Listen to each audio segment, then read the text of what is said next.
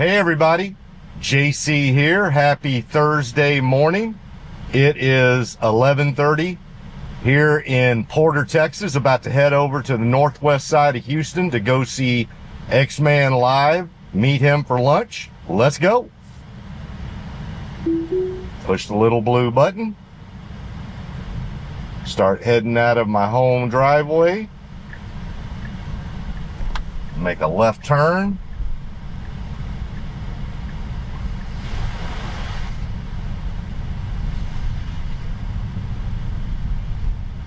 Beautiful day here in the greater Houston metro area.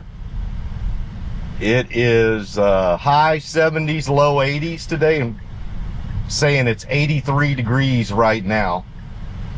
Beautiful skies, lots of sun, no clouds, low humidity. About as good as you can get it. All right, come up to the stop sign here at the end of my neighborhood, put on the right blinker. Avoid the Dodge Ram truck. We got a work crew directly in front of us. So let's see how we handle this. There we go. We're getting over to the left, slowing down just a bit. Excellent. Handled that perfectly. So yeah, we are headed to the northwest side of the greater Houston area. I live on the northeast side. Not exactly sure what the windshield wipers were needed for there, but maybe just wanted to say hey. Yeah, we're heading over to the northwest side of town around Cypress, and we're going to meet up with XMAN Live. That's his handle on X. He's in the Tesla community. Big contributor to our platform there on X. FSD user as well. Also now part of the early access program. One of the many that I know of here in the Houston area. All right, we're at the intersection of North Park Drive and Woodland Hills, but we do need to wait for traffic for there to be a gap. And should be, there we go. Perfect. All right.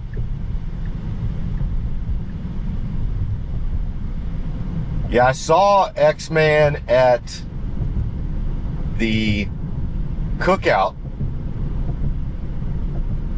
Oh, person darted across. That's okay. I get it. Those folks get impatient because they sit there forever as traffic comes through on North Park. And obviously we have the right of way. And they'll get pretty aggressive right there, so you kind of have to keep your head on a swivel. But FSD has always done excellent through that part of North Park.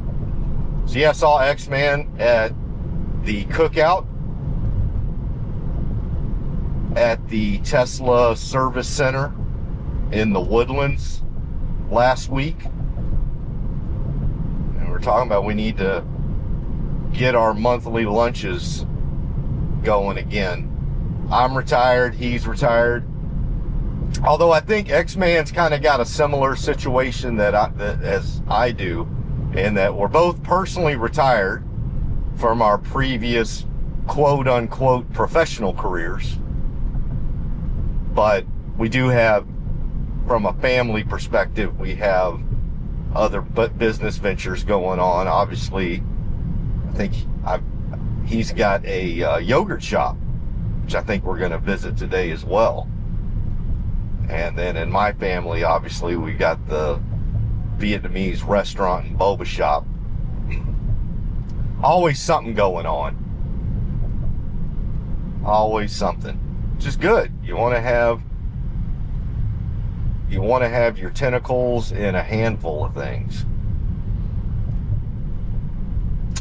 So that'll be exciting to catch up with him.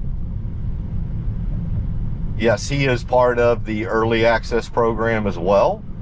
That expansion that has taken place. All right. Looks like we have a construction vehicle. I can't tell if that's a forklift or I think it's a forklift or just probably a heavy earth mover. But nonetheless, got a little bit of a slowdown here on North Park. That's par for the course. You can see all the road construction we have going on here on North Park. So not out of the norm to have work vehicles and heavy construction type vehicles on the road here. You just want to make sure you give them the right of way, yield all, because they win. Let me spoiler alert, forklifts and heavy earth movers are going to win 10 times out of 10. All right, that pothole, we hit it again. And it's a small one. All right, let's see what we're doing here. Traffic's getting over in the left turning lane. We get around them. We continue on North Park. Did a great job there. So we did a great job maneuvering around the construction zone, the forklift / heavy earth mover, the tight left turning lane we needed to get around. The only snafu was once again that pothole that's right there. It went right through it. All right, about to head underneath the 59 East Tex Freeway Bridge, get a yellow, but we're good to go.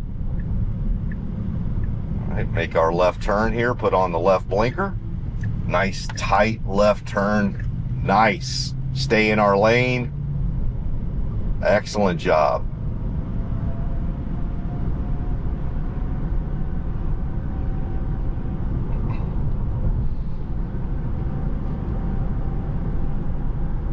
Now we are on the feeder road, about to get to the on-ramp for 59 East Tex Freeway going southbound, and we should be there for a good 8 miles, and then we'll get on the Beltway and we'll go westbound on Beltway 8 for a good little bit till we get to the northwest side of town and get over to 249, and then take 249 north up to where XMAN is. All right, we're on the on-ramp. Let's see how we do merging here.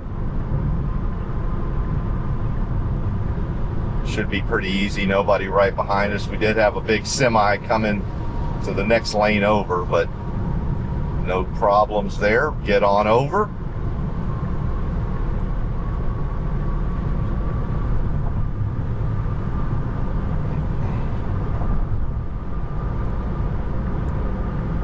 Get over another lane.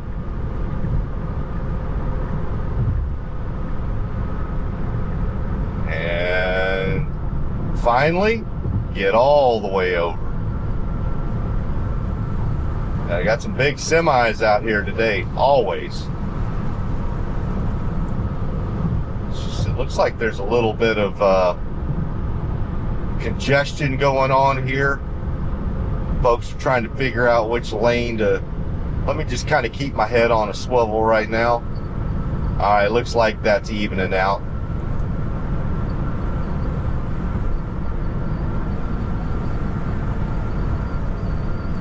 All right, there we go.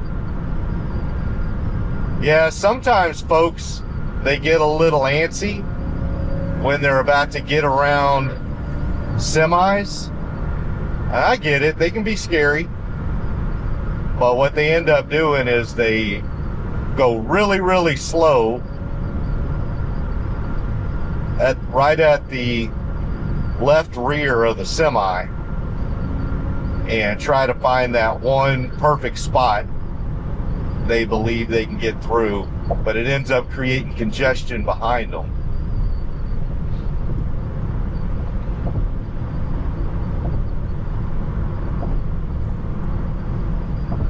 All right, we've got about 5.5 miles left on 59 East Tex Freeway going southbound until we get over to Beltway 8. Traffic is flowing very good. We're going 81 and a 65. But as you can see, that is pretty consistent with traffic ahead of us.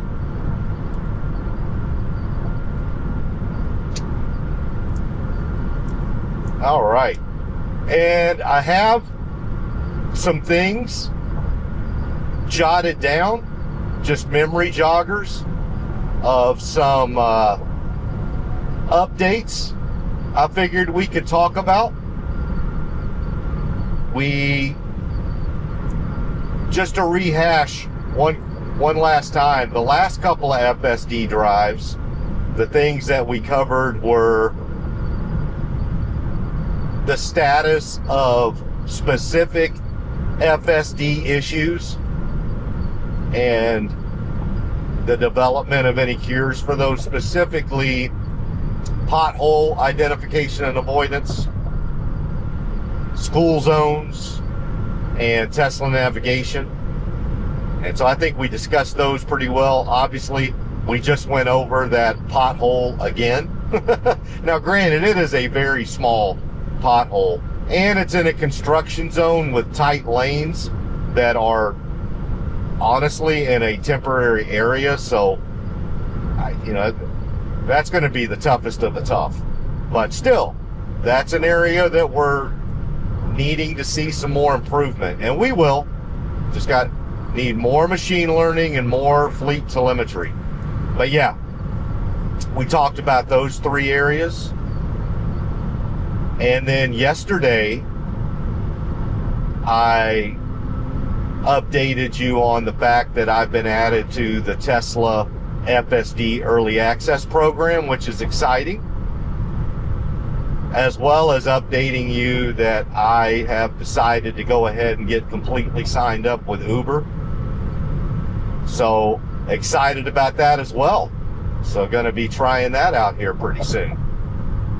All right, let me put a pin in that. Looks like we've got some road construction with some arrows pointing for us to get over to the right.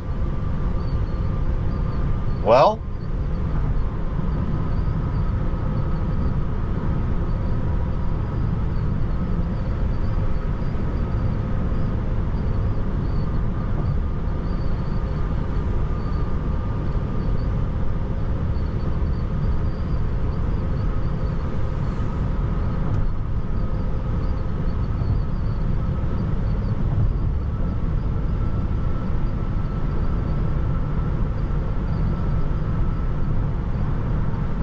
all right, since we're through that, I think technically we should have moved over, although there were some other human drivers that stayed in this lane as well. You know, that arrow was not in this lane. Had that arrow been in this lane, obviously we would have moved over. But technically, you should just go ahead and get over a lane when you see that, even if the arrow is over in the shoulder. So I think that was a little bit of a snafu. Again, that one's a little more difficult because the arrow is in the shoulder. So for all intents and purposes, they're basically saying, stay out of the shoulder. Okay, well, it was going to do that anyway. But that being said, I think even when that arrow and those shoulder sweep vehicles are on the shoulder, you should, as a human courtesy, get over one more lane. Stay out of the left lane. And so I'm going to say that was a bit of a snafu, that it did not do that and get over. All right, we're on the on-ramp now for Beltway 8 going westbound towards Cypress.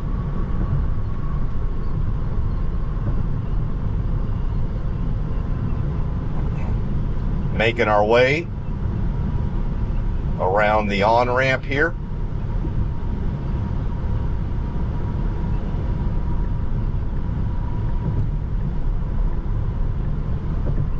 Put on our left blinker. Got an opportunity, we get over. Continuing to make our way within the on-ramp.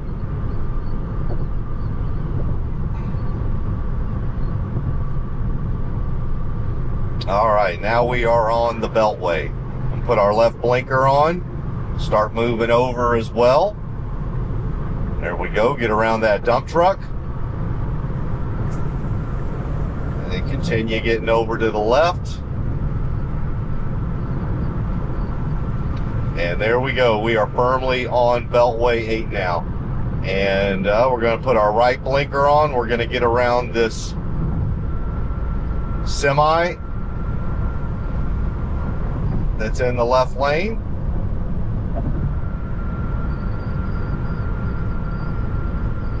All right, we did that. Now we're gonna put the left blinker on, get back over. So looks like we've got about 11 miles before we get to 249. So yeah, I just did that quick little rehash of everything we talked about for the last couple of days. I did go ahead and jot down some things, just some overall Tesla updates that folks may be interested in. So I noticed this morning, I guess the first one that kind of is really cool, really interesting, and I just noticed this morning on X, are that Tesla China is just knocking it out of the park. I mean, they are going bonkers over there. The March 2025 Tesla sales for Tesla China are up 180% month over month.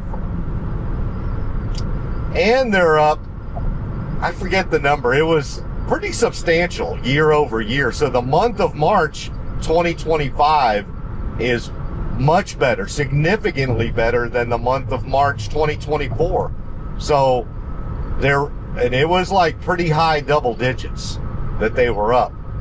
But month to month, oh my Lord, I mean 180%. Now we know a big chunk of that is obviously the Model Y Juniper, right? So I will be the first to acknowledge that a big chunk of that huge month over month increase from February to March is due to the fact that they had a switchover from the legacy Model Y to the new refreshed Model Y Juniper. So that's a big piece of it. But what I'll also say is I acknowledge that. It's funny how a month or two ago, when a lot of folks were talking about Tesla sales, they weren't acknowledging the Model Y Juniper changeover.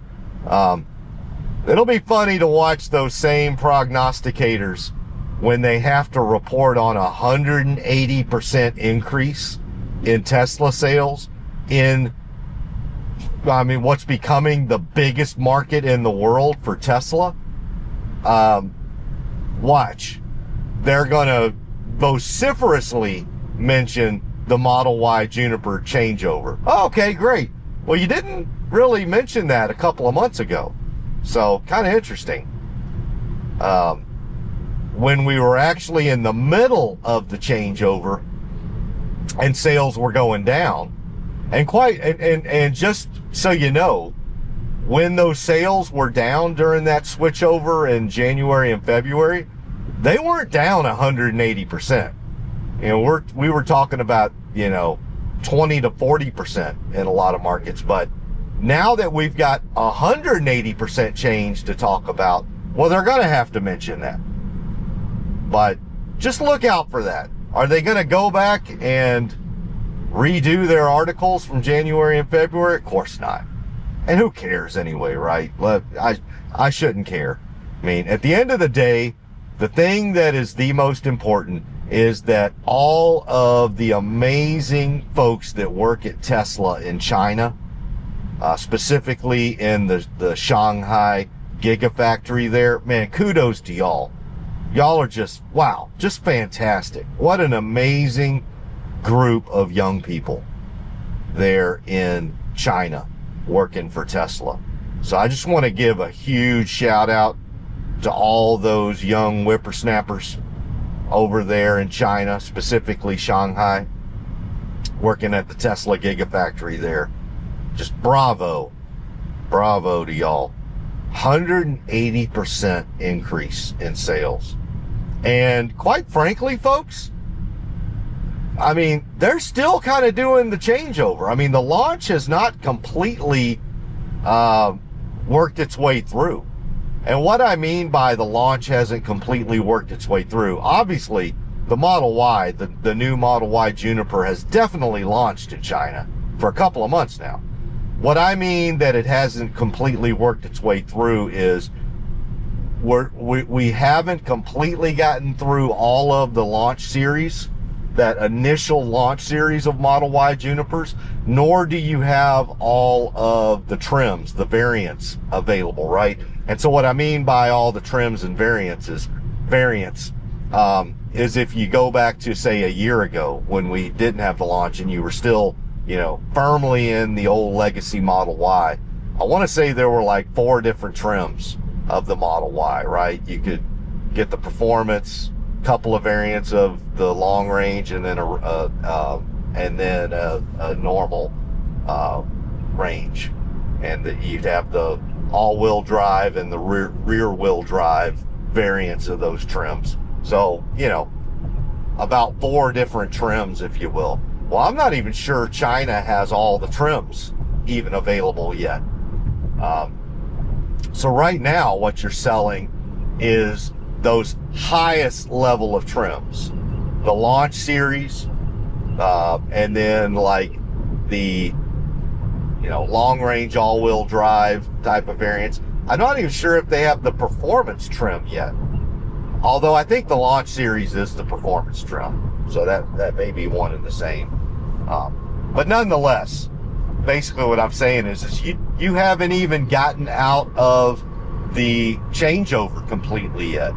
And we're already at 180% increase in sales month over month. So that's fantastic. You're going to see similar figures in the US and in Europe. Obviously Asia. Asia's going to blow it out of the ballpark. I will be the first to acknowledge that in the US and Europe, which are 2 of the other big markets, so you've got US, Europe, Asia, and Latin America, right? You could say those are kind of the 4 big markets. Asia's just going to have no headwinds. They're just going to go hard in the paint. US and Europe, there's going to be a little bit of a headwind from politics. And again, I don't want to go into, that's not what my channel's about. This is more about the technical aspects and just the love of autonomy and Tesla products, robotics, AI, and all that goes into that. I love that stuff, so that's what I'm going to portray here. But make no mistake about it, there are some definite political headwinds in the US and Europe, mainly because of Elon's decision to go hard in the paint on politics. And so when you do that, when you go hard, the vast majority of American CEOs and European CEOs are just not going to wade into local or national or internet geopolitical politics. It's just not an area they're ever going to be comfortable in doing. Elon, obviously, is not of that breed. But then again, Elon is obviously independently wealthy, the wealthiest man on earth. And so he is, you know, Tesla could go to zero and Elon would be the 8th richest man on the planet. So that's obviously just going to give him some air cover that 99.99999% of American and European CEOs just don't have. All of their wealth, you know, 99+% of their wealth is going to be tied to the organizations they're running. Elon's just not in that situation, right? Heck, the majority of Elon's wealth are tied to companies that aren't even on the stock exchange. So, but we're talking Tesla right now, and Tesla is not only on the public stock exchange, but they sell personal products, right? His other ventures basically don't sell personal products. They sell business-to-business type products, which is a lot less sensitive to politics. And business-to-business stuff, if you create the best product and it's got a better price, businesses are just going to buy it. Like Tesla Energy, for instance. I guarantee you, the reason why Tesla Energy is going like this, like straight up, nobody is buying a mega pack thinking, oh gosh, I'm worried about what Elon's going to say, about American politics next, or what he's going to say on X. No, they don't care. Like, is it the best product and what's the cost? And that's it. But when it comes to personal products, like a Tesla vehicle, yes, I get it. That decision is going to have a political headwind to it. And so, we are seeing that in North America, U.S., Canada, most notably. Not as much in Mexico, but definitely the U.S., Canada, and Europe. I will let you catch what the common theme is. Like, wait a second. So it's not an issue in Mexico or Latin America or Asia or the Middle East, but it's an issue in the U.S., in Canada, and Europe. What's the common theme amongst those countries that you don't share in those others? I'm going to leave that alone.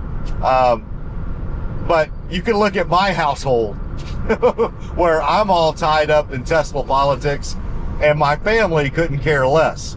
They don't even realize that there's a political issue with Tesla. Again, I'm just an anecdote for how funny that divide is. Again, I am not even going to mention the word, but I'll let you make your own inferences about what that common theme between U.S., Canada, and Europe is compared to all of Asia, Mexico, Latin America, and the Middle East. What's different here?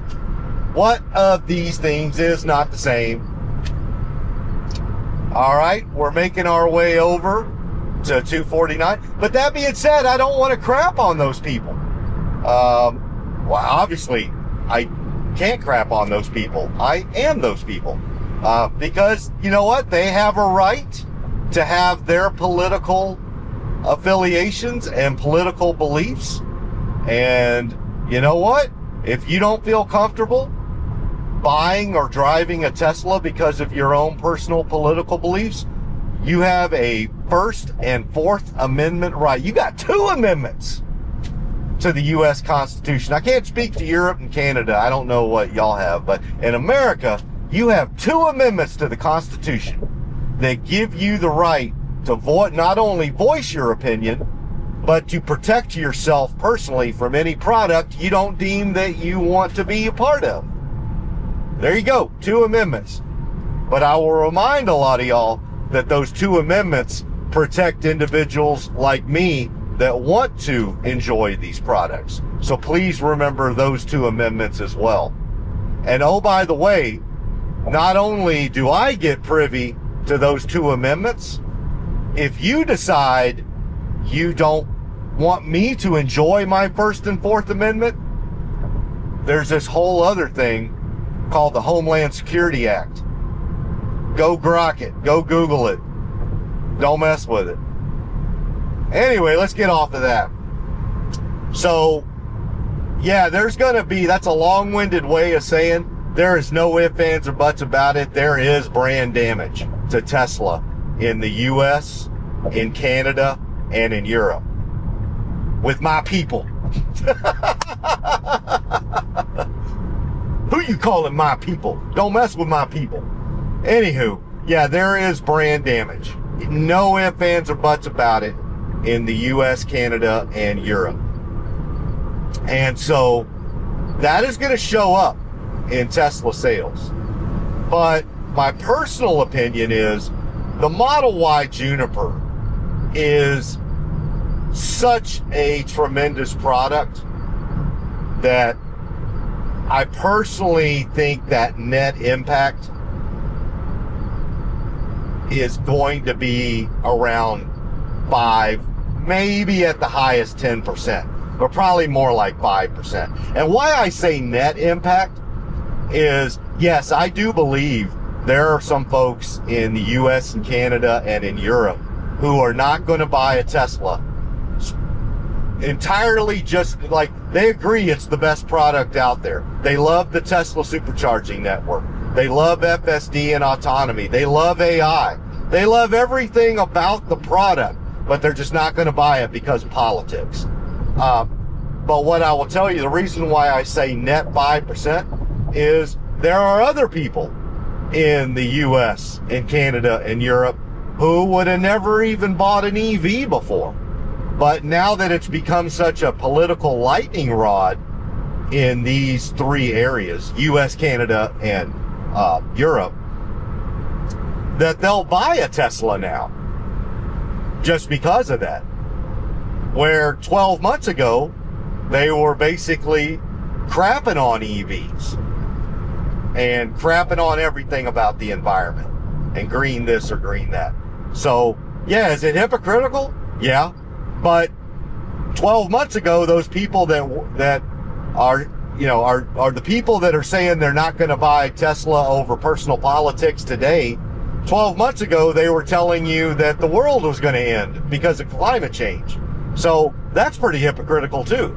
I mean, if the world's going to end due to climate change, Senator, don't give up your Tesla and get a Yukon ICE vehicle that gets 14 miles to the gallon. So, yeah, and I'm not going to name the senator because I'm not stupid, but yeah, there's hypocrisy on both sides. Oh well, that hypocrisy is going to net to about 5%, and so quite frankly, I don't give a crap about the hypocrisy. If you buy a Tesla because now all of a sudden you can own the libs, which I've been accused of being one myself, so oh well. You want to own the libs? I've been accused of being a lib. You know, down here in Texas, you'd probably consider me liberal. But then again, I go to any other part of the country and I'm a right-wing fanatic, I guess. So it's funny how, depending on where you reside, but yeah, quite frankly, here in Texas, yeah, I think you could firmly say I am a Texas liberal. I am a liberal, but I consider myself a liberal in the best sense of the word. All right, we're getting off at 249, getting over. But yeah, are there going to be headwinds? Absolutely. But there's going to be a little bit of tailwind as well. All right, we were going to get over to the right, but that white car came chasing up. We waited. Great job. That Camry. We waited for that Camry. Excellent job. So there will be a net impact. My personal belief is there will likely be more people who don't buy Tesla products because of politics than there are people who do buy Tesla products because of politics. I think that's going to net out to about probably 5%. So that's going to be a headwind. But I think that what'll happen is that over time, that'll whittle away. I mean, people are just going to see the products are better. And quite frankly, the products that they do buy, they're going to miss their Tesla. They just are. They're going to miss it. They're going to miss that Tesla supercharging network. Or some of them are going to keep using the Tesla supercharger network and give money to Elon, which is the funniest thing in the world. Yeah, there's this photo of somebody that said, you know, something bad about Tesla on the back of their Rivian. And they said something about Elon on the back of their Rivian. But they were plugged into a Tesla supercharger. I'm like, you're giving money to Elon right now. You're literally supporting Tesla with a bumper sticker that says, I hate Tesla. Again, U.S., Canadian, and European politics, to all of my YouTube audience in Asia and Latin America and the Middle East, do not try to make sense of it. Do not. You will twist your brain into a pretzel that you will not be able to untie if you try to understand politics in the US, Canada, and Europe. It has nothing to do with first principles. Zero. Zilch. Nada. Nothing. It is all about teams, tribes, and identity politics on both sides. I'll be the first to say there are woke right ideologues. All right. We made it.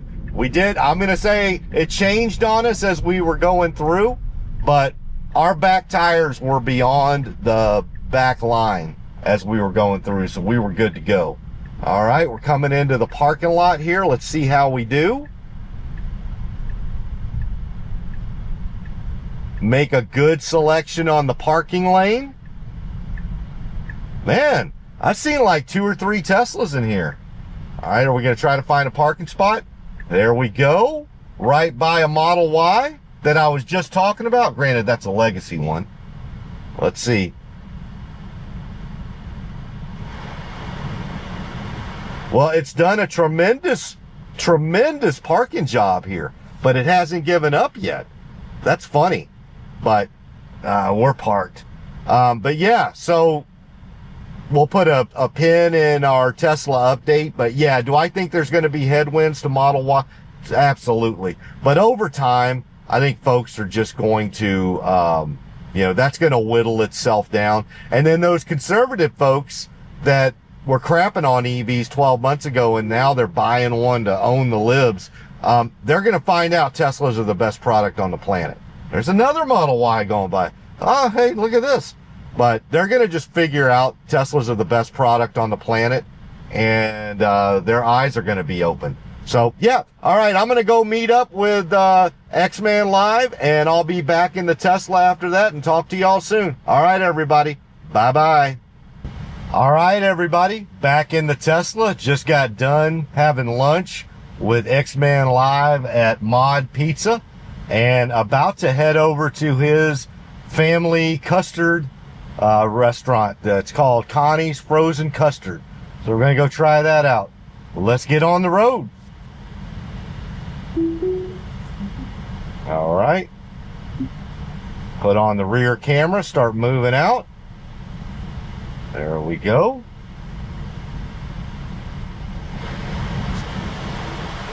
Straighten up. Start moving through the parking lot here. In front of the Whole Foods. Put on our right blinker.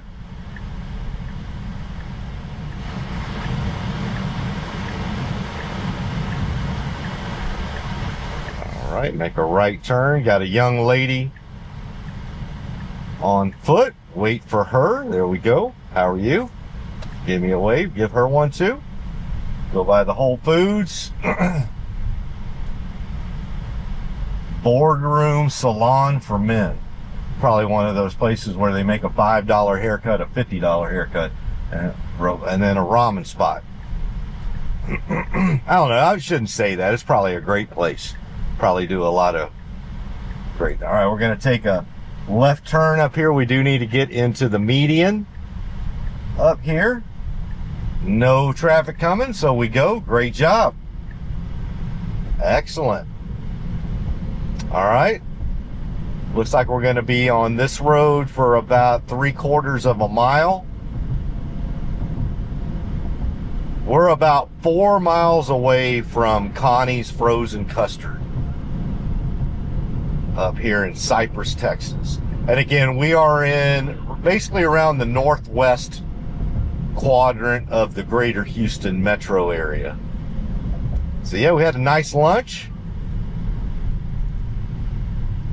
Really like Mod Pizza. I'm trying to eat healthier, so they have really good salad selections too.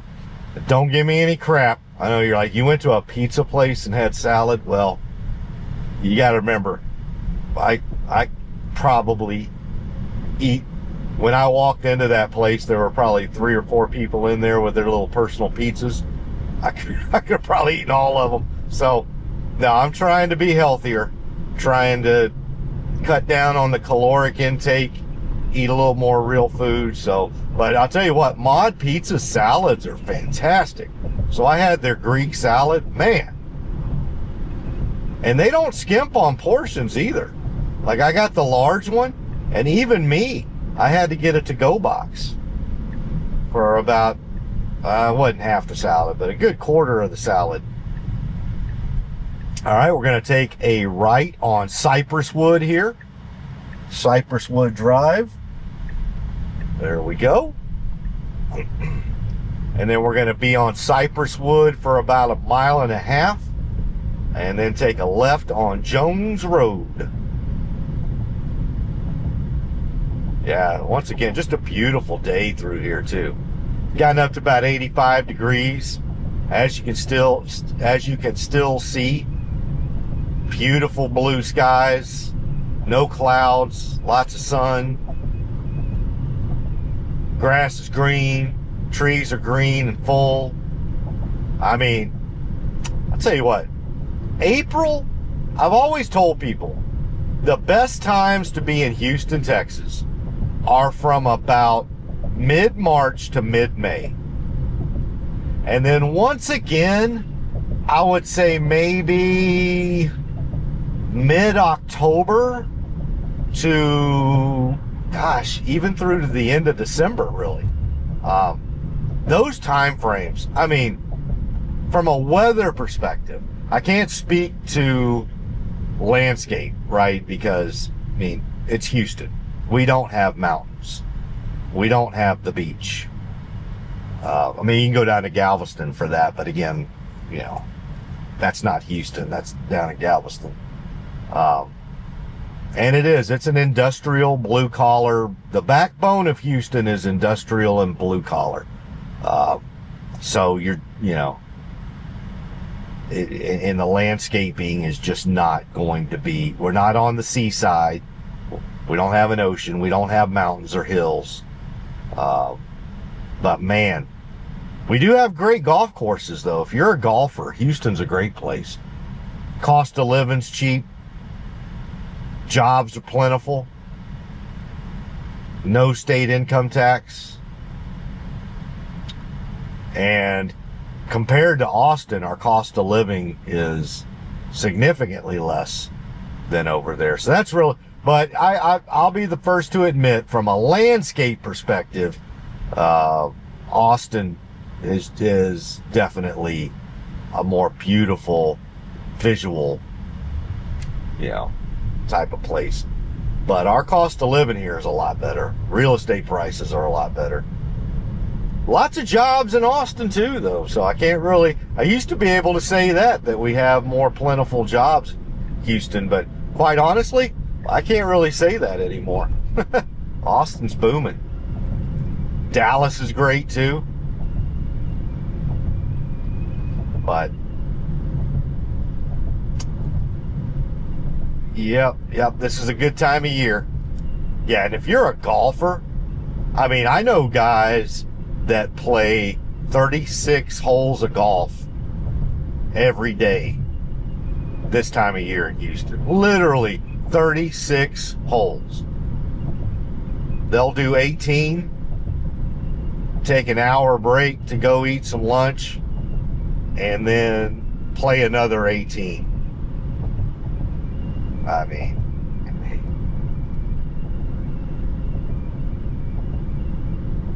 and not a lot of places you can do that, weather, you know, based on the weather. Now, don't try to do that in July or August, but here in April, absolutely.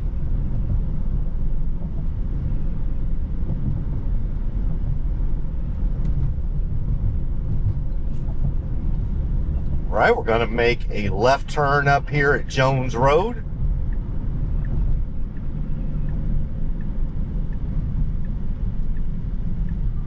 And we've got a flashing yellow, which means we can go. Let's see how we do with this flashing yellow. Great job, because there was nobody oncoming, so we did exactly what you're supposed to do. Got the 5-0 right over there.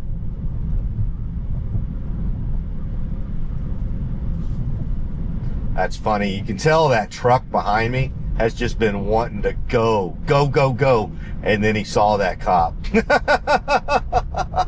It's funny as hell. And he was just like, "Arr!" All right, now they're starting to speed up a little bit more. All right, we're going to be on Jones Road for about another mile. And then I think we will get to Connie's Frozen Custard. And yes, that is XMAN Live. That's his frozen custard place. He runs along with his wife and his daughter and son-in-law. So if you're ever in the northwest side of Houston, Texas, make sure that you stop by Connie's Frozen Custard. That's what I'll be doing here in about 2 minutes.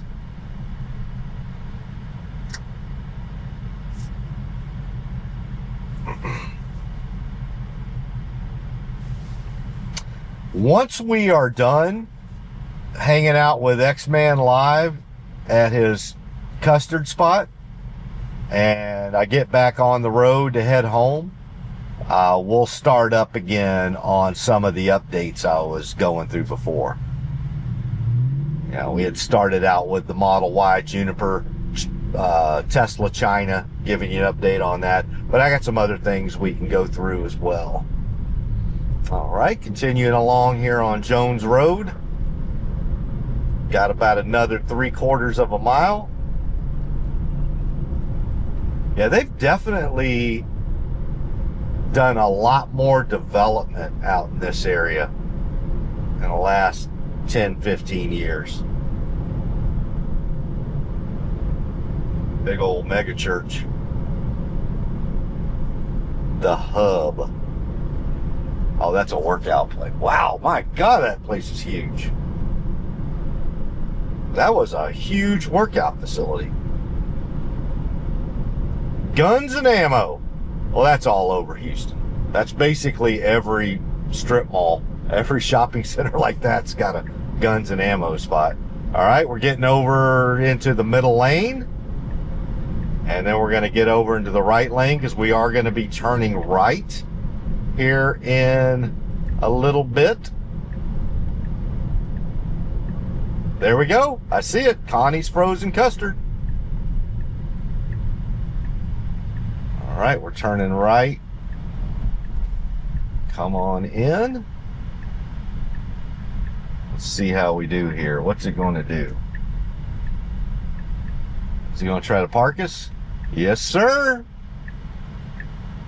And a perfect parking job at Connie's Frozen Custard. Excellent.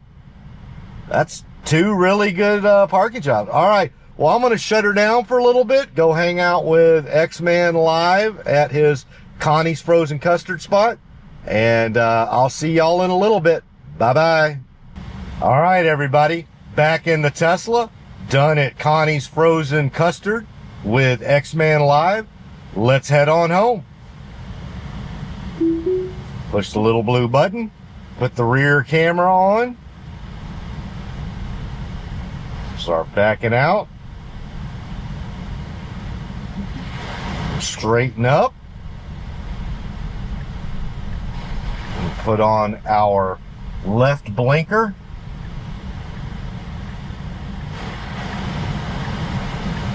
Gonna wait for this Buick to get through, as well as that truck.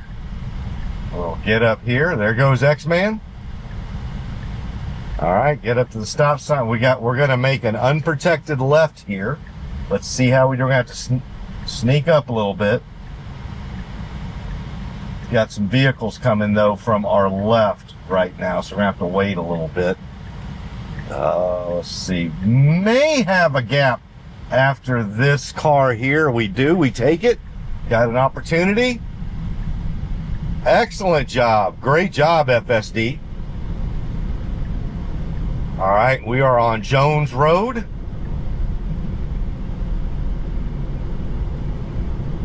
And we're gonna be here for about a half mile, and we'll take a right on Grant Road. But yeah, that was a lot of fun. So got to hang out with X-Man live for a while, had lunch with him at Mod Pizza, and then drove over to his frozen custard spot, Connie's Frozen Custard, and it was excellent. I did just have myself a small cone of regular vanilla custard, because like I said, I'm trying to, you know, be a bit healthier. But what I did do is I got a couple of pints of custard to go for the family, and X-Man was kind enough to get like a bag of ice for me that I've got them in. So, you know, I've got about a 40-minute drive here, so to make sure, 40 to 45 minutes, so just make sure it stays as cold as possible on the trip back. But yeah, it was excellent. So yes, everybody on X, in the Tesla community, all of y'all, if you're ever up in the northwest quadrant of the greater Houston metro area, make sure you go by Connie's Frozen Custard on Jones Road. And if you say it into your Tesla navigation or type it in, there's only one Connie's Frozen Custard, so it'll take you to the right one. It was excellent. Tasted great. Yeah, I can definitely see, I think I prefer custard over ice cream. Just a little more dense, flavorful. Seems like it has a little more punch to it to have that custard instead of just ice cream. Especially like the soft serve. Don't get me wrong, every once in a while a nice little soft serve ice cream is good, but man, that frozen custard just, whew, it hits the spot. All right, we're going by an RV here.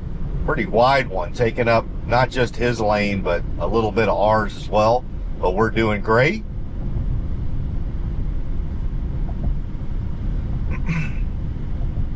Looks like we're going to be on Grant Road here for about another 3/4 of a mile. And then looks like we'll take a right to get on to Highway 249. We'll drink here.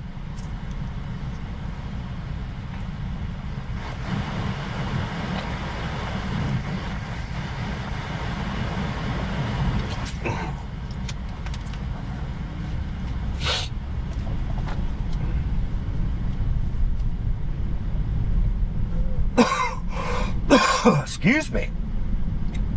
Yeah, a bunch of new shopping centers. These little mini outlet shopping centers. Many more out here now than what I remember about 10, 15 years ago. Oh my gosh. Almost had a little accident right there.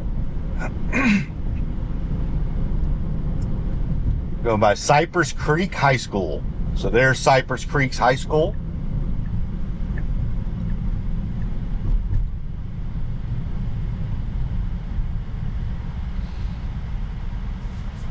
So yeah, once we get up on 249 and then the Beltway and then 59 East X Freeway going northbound, start going back through, we had some Tesla topics I was talking about, and we'll get back onto those. But Let me wait till we get back up on the freeway before we do that. All right, we're moving over to the right. Cy-Fair Christian Church.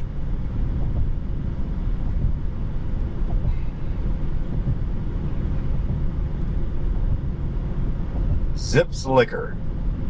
And Mango Island CBD and Vape. Prairie View A&M Northwest Houston. So that's their Northwest campus for Prairie View A&M. Very HBCU, historically black college university. Great school there. Big supporter of Prairie View A&M. All right. We are about to make a right onto the 249 feeder. We do have a pedestrian coming across. We were gonna wait for them for a second, and then we decided not to. They didn't move. So we did. That was kind of nice. It waited there for a couple of seconds to give her a chance to see what she was gonna do. But then when it was clear she wasn't moving, we headed on through. All right. On the on-ramp for 249 going southbound. I don't know if this is I don't think this is a north-south freeway. I think this is an east-west, so it may be going eastbound. Although we're definitely going southbound as a crow flies right now. All right. See what kind of merging job we do here.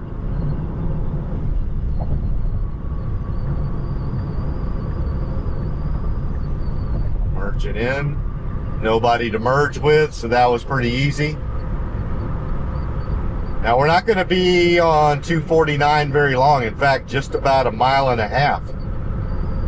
So yeah, there you can see the Beltway sign there, the Sam Houston Tollway.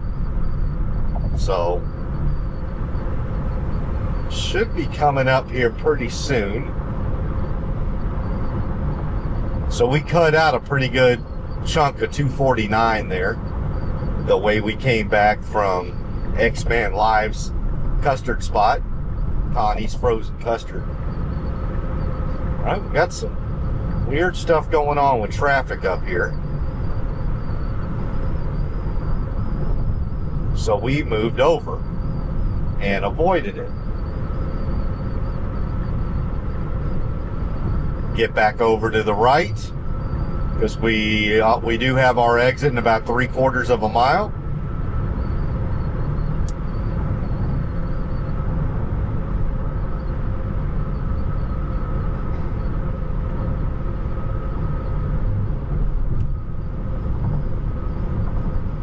A little bit windy up here, but that's normally the case for right around the Beltway. It always gets a bit more windy here. All right, I can see we're about to take the off ramp from 249 to the on ramp for Beltway 8 going eastbound. There we go, slowing down a little bit.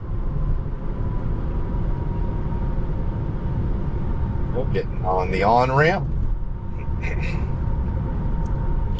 And we will be on Beltway 8 going eastbound for about 12 miles.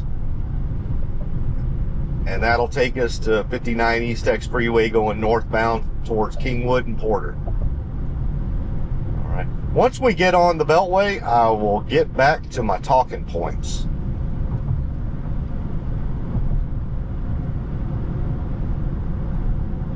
Getting merged in.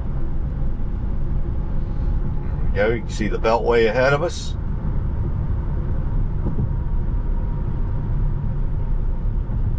And I think I've mentioned this to everyone before in previous videos I've done, but Beltway 8, what we're on now, is basically one giant loop around the greater Houston area. So we have 3 ring loops in Houston.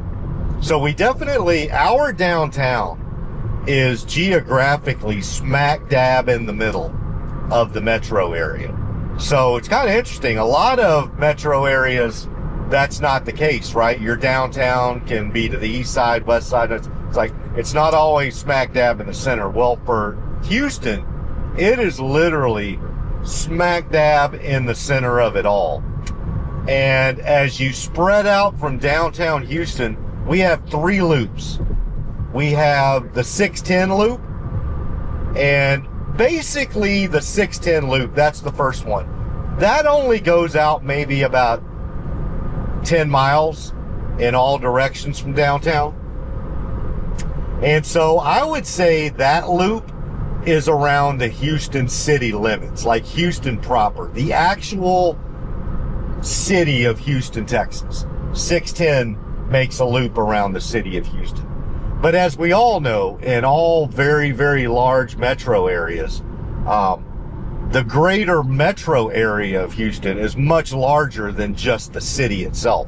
In fact, there are exponentially more people that live in the greater Houston metro area that live outside of the 610 loop than actually live inside. So there's another Model Y. That's a little older Model Y right there. Beautiful. Same color as my Model 3. So yeah, so the 610 loop goes around the city of Houston, Houston proper. And then the next one, this loop right here that we're on right now, Beltway 8, you go about 20 miles out. So 610's about 10 miles out in all directions, a loop around downtown and the city of Houston. The Beltway that we're on is about 20 miles in all directions away from downtown Houston. And what I would say about the Beltway is that used to be the loop that would take you around all of the suburbs, north, south, east, west, and all in between around Houston. So that used to be, Beltway 8, what we're on right now, used to be the outer limit of the greater Houston metro area. Up until about 20 years ago. And then Houston just continued to grow so much that we now have a third loop, Highway 99. Now, and it's called the Grand Parkway. Highway 99 is, or the Grand Parkway, is a loop that's about 30 miles outside of downtown Houston in all directions. And so I would say now that if somebody were to ask me if, you know, which loop goes around the greater Houston metro area, you'd probably say the Grand Parkway, Highway 99.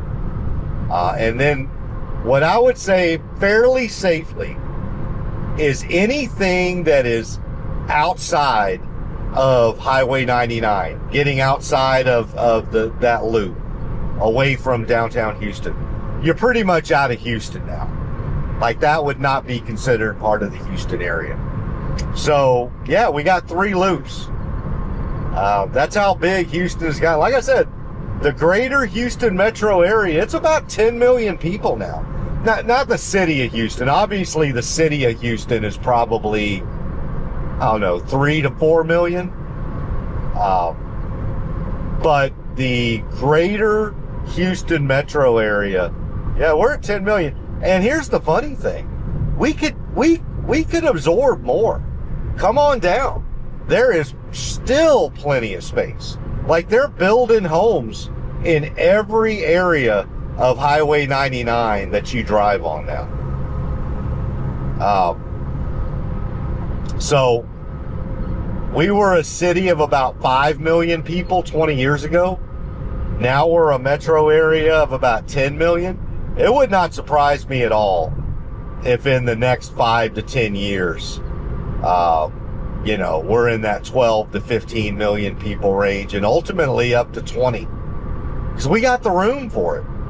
And obviously, once you get into those realms, I mean, forget about, you know, big cities in the United States. You're starting to rival, you know, big cities internationally, right? Like Mexico City, Rio, you know, places like that, Tokyo. But, you know, we've got all of the ingredients for something like that to happen, both geographically as well as economically and politically, right? All three of those things in combination with one another could really set Houston to just keep on growing, as well as Dallas and to a lesser extent Austin, but definitely Dallas and Houston, because all three of them come together there, right? So, all right. Well, now that I just spent the last 10 minutes talking about Beltway 8, I'm sure so many of my subscribers were enthralled in the history of all the loops around Houston and why they exist. But yeah, so let's get back on the Tesla update. So before we got to lunch, I think the first thing, we talked about was Tesla China, the Model Y launch and switch over, how that's going. I mean, it's just going phenomenally. We'll be interested now that we've got the Model Y Juniper launched in North America and Europe now. We'll be very interested to start seeing how those numbers play out. And like I said before, we're definitely going to have some headwinds politically, right? People are just going to, as it stands right now, there are going to be a lot of folks that just, for whatever reason politically, they just can't do it. And then there's going to be other folks that would have never done it before, if it weren't based on politics. But, it's still a superior product. So ultimately, as long as you continue to build a superior product and the other 4/5 of the world could give a crap about American and European politics, then just keep going forward. And eventually, the best product's going to win out. And then ultimately it's just about autonomy anyway, right? And then that's the next step. Right now we're still in the business of selling cars, right? So it's still butts and seats, personal vehicle ownership, and Teslas are the best to do it with. Ultimately though, don't get it twisted, the long-term play here is autonomy and robotaxi. So there is going to be a large swath of our society, not all of them, but a very large chunk, that will never, ever again have to own an automobile and have all the pain and expense that's involved with that, but have all of the comforts and the availability of having a personal vehicle. Literally have one that could be there for you in a minute or less.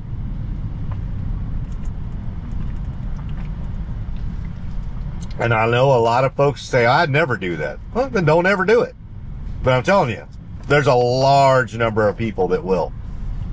Just like I remember saying to somebody back in 2007, who the hell wants that damn iPhone? That thing, no keys? Who's ever going to buy that thing? Nobody's going to use that for business. I will freely admit I was that dude. Look at me now. I'm on my 6th or 7th one. So don't ever say never. But if you want to, go ahead. I'll never ride in an autonomous robotaxi. Then don't. Just don't do it. But others will. And in very, very, very large numbers. And eventually, you're going to have some decisions to make. I'm never going to drive in one of those mechanical horse contraptions. What the hell is that thing called? A car? Hell no. I'm good to go with Daisy here. Then stick with Daisy, sir. Nobody's forcing you to do a thing. Thank you. Well, we all know how that ended up. So, that is my mid to long term opinion on all of that, with the Model Y launch, switch over, the headwinds that Tesla is definitely going to have, and some of the tailwinds as well. The next thing that I had on my list, and unfortunately it is not a reality yet, but quite frankly, it's the thing it's one of the things I'm most excited about, is FSD in Europe. I really, really want to see FSD come to Europe so bad. You know, I've got a lot of subscribers. I should say a lot of subscribers. Of my subscriber base, a lot of them are from Europe. They're in the EU. And they love FSD. They're some of my most active commenters on YouTube. Are folks from Germany and Great Britain and Italy and Spain and Sweden and Norway, Switzerland. I just had a comment from a subscriber friend in Switzerland today. Just got he's telling me about his Tesla. They want it. They're chomping at the bit. And man, their roads are like the best roads in the world. I mean, FSD, let me let the cat out of the bag. You know where FSD is going to do the best in the world? Is Europe. I know that there's some very small European villages, some little hamlet like that, but for 90% of Europe's roads, FSD is going to just be phenomenal. So, you know, I'm just hoping, and Tesla's ready. Elon has said we can flip the switch today, but it's just, you know, EU and their regulators. You got to go, like I said it in another video, there's 18 subcommittees and each of them have 20 subcommittees, and they've all got to meet, and each of them have to have a PowerPoint deck that's at least 50 pages long, and they got to go page by page, because God forbid you get out of compliance with your checklist for subcommittee to the subcommittee to the committee board meetings to make sure you discussed each page, because you want to make sure you can check that off the checklist. And your people are just, they're pissed, and I would be too, because they're getting squeezed on both ends. They have a product that they paid for, many of them, and they've got a bureaucracy that's not letting them enjoy a piece of personal property that they own. That's technically communism. If somebody buys a product lawfully, a product or service, and your government does not allow you to partake in that product or service that you paid money for lawfully,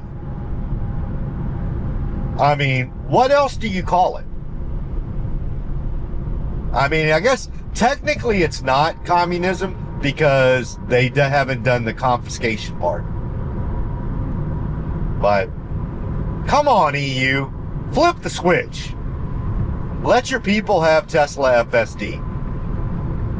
I mean, there's two reasons why they haven't flipped that switch yet, right? One of them is, let's just be blunt, European regulators are much more risk averse than those in China or in basically everywhere, the entire world. European regulators are the most risk averse people on our planet. It's just, thankfully, they have some of the best people as their constituents on the planet, bar none. Some of the best, smartest, brightest, most intelligent people on this planet reside in Sweden and Switzerland and Germany and Italy and Spain and Portugal. And they're good people. And they may not think exactly like me, politically or socially. That's fine. Nothing wrong with that. Absolutely nothing wrong with that. Variety is the spice of life. But the one thing we all have in common is that we love technology. and they want to experience full self-driving in their electric vehicle. Is that a crime? Obviously, I guess it is. In Brussels. I don't know. I'm being tongue-in-cheek there. But that's a big part of it.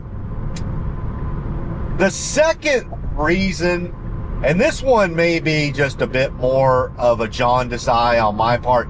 I could be completely wrong. And I'm going to go ahead and caveat what I'm saying by saying I could be completely wrong. I'm just spitballing here. But I think the EU is protecting their own companies too. And you know what?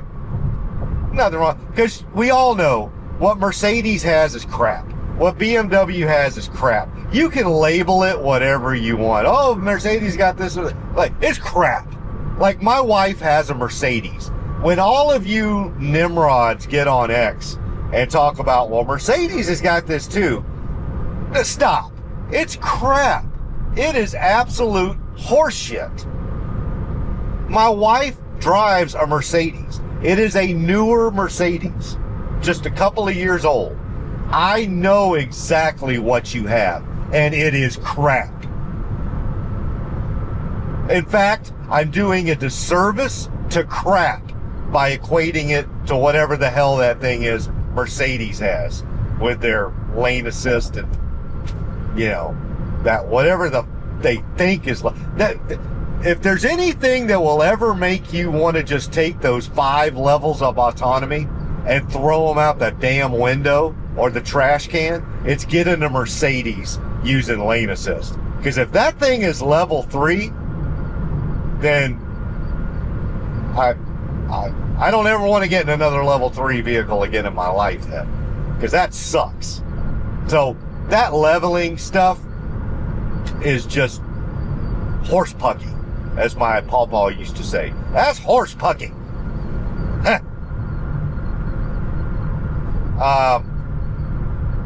But back to our regularly scheduled program. I want FSD in the EU, and we've seen some stuff on X that looks like they may be closer and closer and closer. In fact, and don't hold me to this, they may be really, really close, like within days, within weeks, of at least having some people be able to use it in the Netherlands. I believe it was the Netherlands, Norway, and maybe Switzerland. And again, this is the lack of my knowledge about exactly how the EU works as a combined body. But my understanding is that there are a certain small handful of EU countries who can do some things on their own. I know that sounds silly. Like, what do you mean? I mean, there's, I guess, okay, here I am. I'm getting into politics again. They are sovereign countries. So, of course, they can do whatever the hell they want. But they've agreed to be in the EU, right? So, you know, but there is a small handful, for whatever reasons, that they would be able to go ahead and get FSD going, even though the EU hasn't greenlit it yet for all of the EU. And I believe that was the Netherlands, Norway, Switzerland, and maybe one other place. But, man, I hope that happens. Because you know exactly what's going to happen. It is going to work phenomenally. And then you're going to have other Tesla owners in those 3 or 4 countries run out and subscribe to it. And then you're going to have other people in those 3 or 4 countries who'd never owned a Tesla before go out and buy Teslas and get FSD. And then all these other countries in the EU are just going to be looking. Just watching all these spectacular videos coming out of the Netherlands and coming out of Norway and coming out of Switzerland while they're going, you know, smorgasbord while they're in their FSD. And they're going to be like, why can't I smorgasbord? Right? Why is it in Norway and Sweden they get to do it, but I can't do it in Spain or Portugal or Great Britain? And that's the way you're going to force the EU's hand. Honestly, that's the only way I think China helped a bit. I think the fact that China went so hard in the paint with FSD and just let Tesla turn the switch on, and not just turn the switch on, it is everywhere. You can literally go to Tibet with FSD. That'd be interesting. You know what? Now that I say that, that would be something interesting to see in those mountains. You couldn't go to Nepal, obviously that's not. But Tibet, definitely, right? So yeah, anyway, yeah, you can go anywhere in China with FSD. Anywhere. I mean, come on. The EU regulators had to see that and go, oh crap. All right, now we're really looking like, old ladies with our aprons on right now. No offense to old ladies with aprons. I love them to death. I had 2 of them in my house before they passed away. My mama and my granny. So, nothing, but we're talking about FSD now. So yeah, that is I would say on my top 5 for me personally, even though I don't even really have a horse in the race. I live in Texas, the least regulated place on earth. But I have so many good friends in Europe on X and on YouTube and whatnot, and in real life. Not that those aren't real life, but you know what I mean. I want them to have it. I want the EU to allow Tesla FSD to come online and to flourish. Because it's going to happen. It's going to flourish. Was there anything else about FSD in Europe? So yeah, that's what I saw. Is I think that we could be seeing something soon with those very small handful of countries, and that may help spur it on in the rest of the EU. And then, man, we'll be cooking with pepper at that point. Salt and pepper, baby. So I think that's it on the EU. Yeah, next thing. So Tesla mentioned that they are going to have a company update at their next earnings timeline. So when they would normally have their earnings call later this month, when they issue their earnings press release and file their first quarter 2025 Form 10Q for their quarterly report, so that they can be a timely filer with the Securities and Exchange Commission. Okay, I'll stop. Is that they're going to have a company update.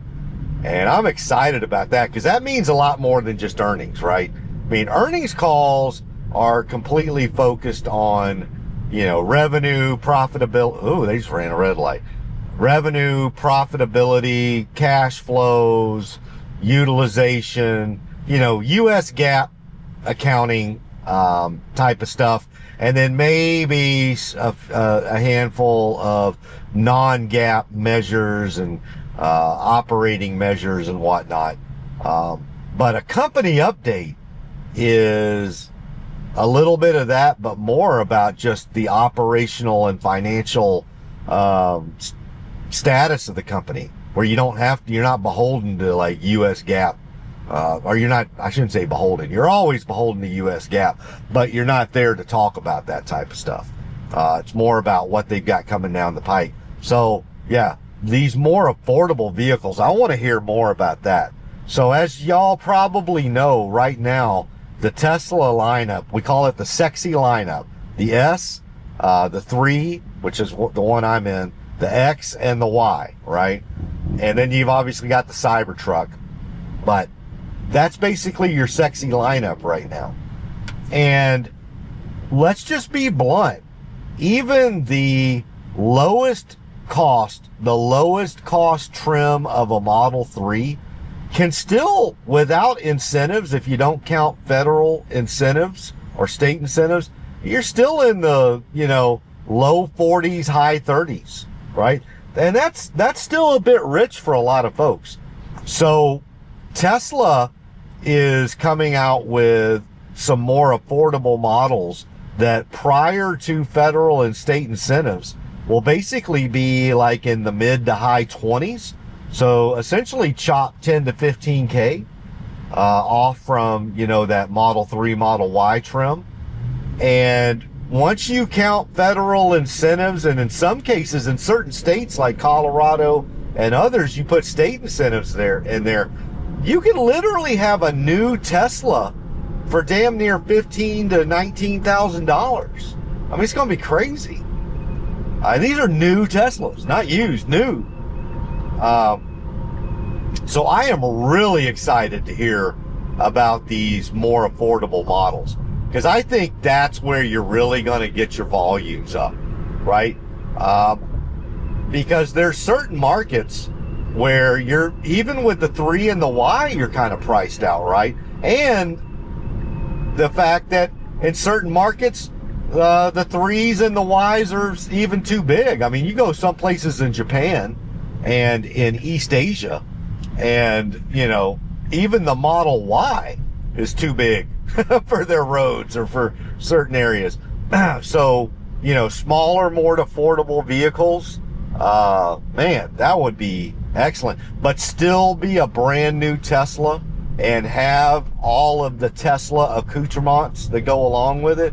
I mean, that's going to be huge. So that is, so for the company update they got coming on, that's definitely in my top 5 things that I want to hear about. Obviously, the next one is an update on the Tesla robotaxi service that they're going to roll out in Austin in June of this year. Now, okay, let's come to a stop here. We're at the intersection of 494 and Knox Road, but we do have traffic coming from our left side. They obviously have the right of way. We have a gap here. If we go now, there we go. Perfect. We did have a couple of work trucks coming down that way, but we had a gap there and we took the opportunity. Excellent. But yeah, so that is, I mean, Tesla AI and a lot of Tesla employees have been pretty vociferous on X about, yeah, we're still on track for June of this year in Austin. Now, what we don't know is, okay, we're on track for a robotaxi, a driverless, autonomous robotaxi rollout in Austin in June of this year. What we don't know is, like, okay, well, how many vehicles is that going to be? Is it, you know, all Model Ys and 3s? You know, do we have some, you know, human drivers for the first week or two to sit behind the steering wheel to supervise, even though it's autonomous? You know, do we have to have that at first? I don't know. My guess, my take is that they're not going to do that. Like, when they roll this thing out, there's not going to be a driver. There will not be a supervisor. But I do think it's probably going to be on the smaller side. Like, I don't think they're just going to launch with like 5,000 Model Ys and 3s. Yeah, I don't think they're going to try to match where Uber and Lyft are today in Austin, Texas. So my guess would be is they're probably going to launch with a couple of hundred Model Ys and Model 3s. Maybe even a small couple of handfuls of Cybercabs.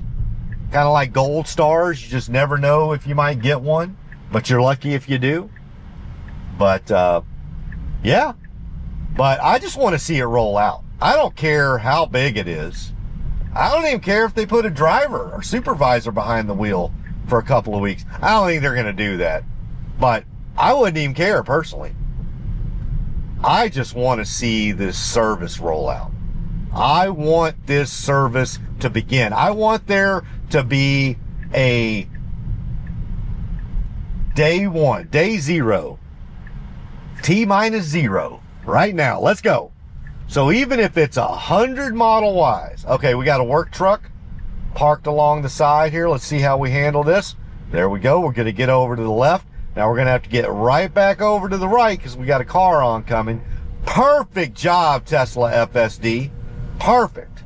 Absolutely perfect. And slow down a bit there because, you know, we not only needed to deal with the work truck and the oncoming vehicle, but we also had the young gentleman working there with his leaf blower. So we need to be careful around him. So yeah, if you're asking me personally, I could give a rat's ass if they started out with 50 to 100 Model Ys with a supervisor, a human supervisor just sitting behind the steering wheel for a week or two. As long as you just launch the thing, just launch it. Because we all know sometimes that's 9/10 of it. Just get the thing going. Like, don't sit there and fiddle fart around on your thumbs and twiddle-dee and tweedle-dum and like, oh, did we think about this or did we think about that? Yeah, you got to do a little bit of that, but sometimes you just got to go. Sometimes you just got to get that thing out there and get it going. And if you need to course correct, well, now you'll know where to course correct. Oh, beautiful Model X right there. So, yeah, that will definitely be in my top 5 of part of the company update. Would love to get an update on Optimus. You know, where they are with the 2nd generation of the Optimus humanoid robot. So the latest I heard from Elon, or we all heard.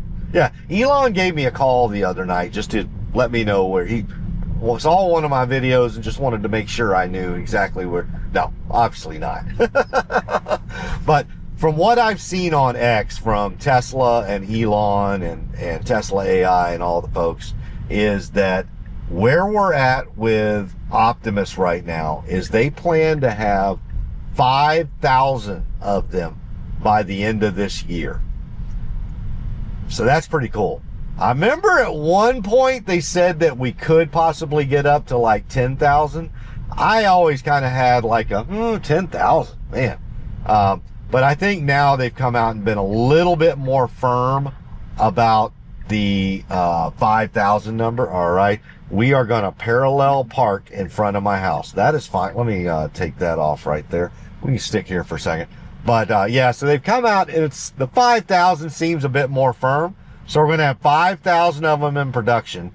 And then basically the law of 10x that I told you about in previous videos, that's still in place. So they plan to, you know, once they get these things going, they're going to scale at 5 to 10x each and every year.